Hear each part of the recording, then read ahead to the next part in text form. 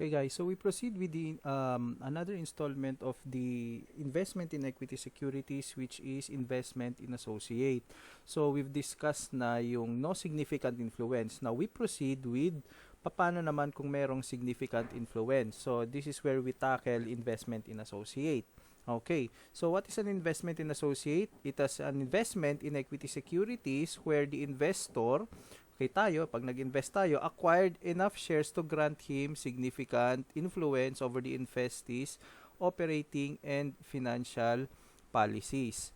Okay, so tulad ng sabi natin, there are two things that we have to check pag paano malalaman kung mayroong significant influence. So number one is, kailangan meron kang, okay, so paano magkaroon ng significant influence? The power to participate in financial and operating policy decisions of the investee, pero hindi control or joint control over these policies. Ibig sabihin, may impluensya ka lang. So papakinggan kung ano man yung sasabihin mo.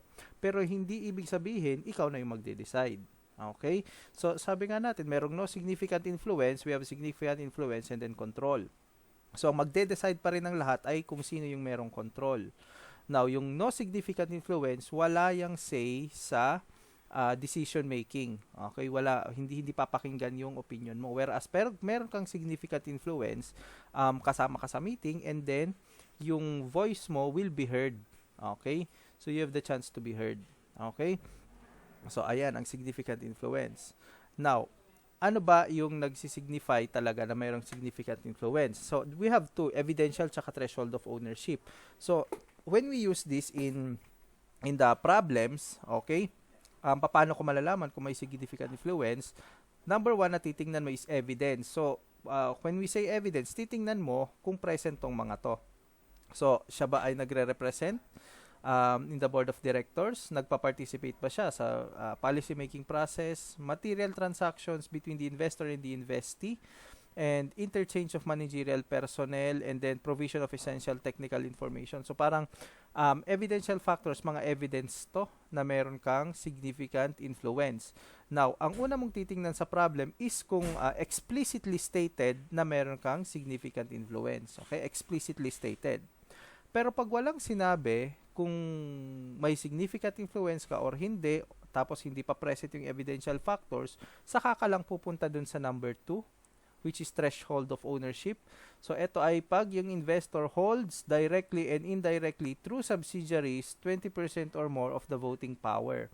So tulad nung nung ownership threshold natin, pag less than 20%, no significant influence. Pag 20% or more, with significant influence na yan. Pero, kailangan less than 50%. Okay? So, ayan, less than 50%. Okay? Kasi pag 50% and above, that is control na. Hindi na yan significant influence. Control na yan. Okay? So, eto ay pag hindi lang sinabi. So, it is presumed. Okay? Presumed. Okay? So, assumption lang to. Okay. So, kung hindi naman sinabi, kung may significant influence, wala ring sinabi. Kung wala, okay, silent yung problem, titingnan mo yung threshold of ownership. Okay? Now, sa pagdedetermine natin itong 20% na to, kailangan i-include natin yung tinatawag na potential voting rights. Okay? So, paano ba natin nalalaman tong 20% na yan?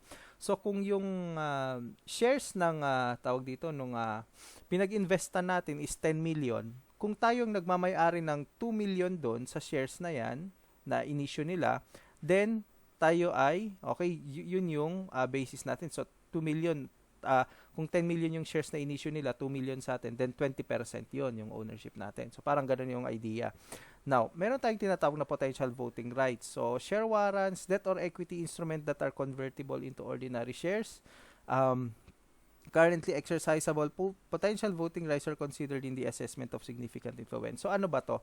So, ito yung pag sinabi mong potential voting rights, okay, ito yung mga warrants, saka debt or equity instrument wherein pwede siyang i-convert into shares. So, mayroon tayong mga investment na ganyan na yung instrument na to, pwede mong i-convert, okay, into shares of stock.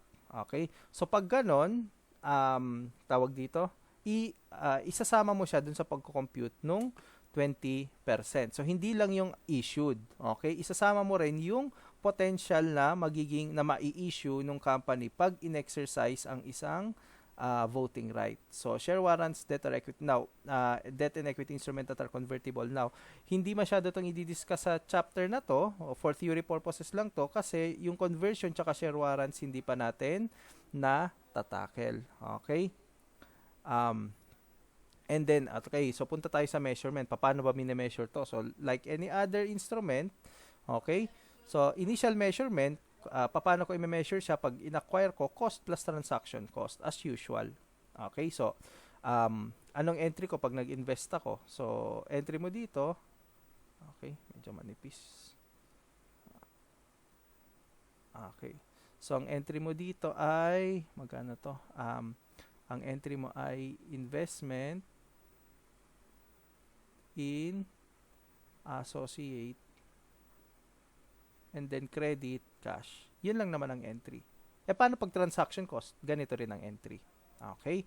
So, ayan. Initial measurement. Now, subsequent measurement. Equity method measurement. So, sir, ano ba itong ibig sabihin ng equity method measurement at ba't tinawag siya na equity method? Now, dun sa no significant influence, so no significant influence, na-discuss natin that we have two methods, no? So, fair market value method tsaka cost method. Okay? Ang subsequent measurement ng tawag dito ng financial assets at fair value ay gumagamit tayo ng fair market value method. Ibig sabihin, sinusunod natin yung fair value kung magkano. Pag sinabi naman cost, kung magkano mo siya in-acquire, yun yung subsequent measurement niya. Pero bakit pagdating dito sa subsequent measurement ng investment in associate, equity method? Ano bang ibig sabihin ng equity method? Kaya't natin tinatawag siyang equity method kasi yung measurement natin sa investment natin ay nakadepende sa equity nung ating tawag dito, kung saan tayo nag-invest. Okay? So, to apply, ganito. So, let's say for example, si investee, and then ikaw to, si investor. So, ang assumption, kung ang shares nito ay 10 million, ang inisyo nito ay 10 million, tapos sabihin na natin ang ownership natin ay 30%. Okay? So, ang mangyayari dito, 3 million siya. Okay? So, dapat, pag nag-acquire tayo, 3 million ang ilalabas nating pera para ma-acquire yung shares niya. Now, kaya tinawag na equity method, subsequent, so ito yung cost. Okay? Bibilhin natin siya at cost. Now, 30% kasi nito ay inisyo. So, sa atin yung 3 million. Now, pag sinabi mong equity method, whatever happens to the equity of the investee, so ito yung equity niya eh. Okay?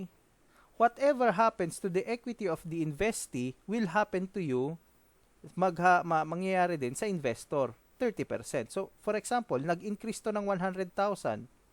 Okay? Ano mangyayari dito? Mag-i-increase to ng 30,000. Kung magdi-decrease to ng, sabihin na natin, 200,000, okay? Magdi-decrease to ng 60,000. So, anong napapansin nyo? Whatever happens dun sa equity na to, ni investee, okay? Nangyayari din kay investor, pero 30% lang. Okay? So, tinitreat ka as if kasama ka sa chain. So, yung whatever happens, kaya nga tinawag na equity method, whatever happens to the equity of the investee will happen to you as an investor. So, bakit ganon? Kasi, nag-invest ka sa equity niya eh. Okay?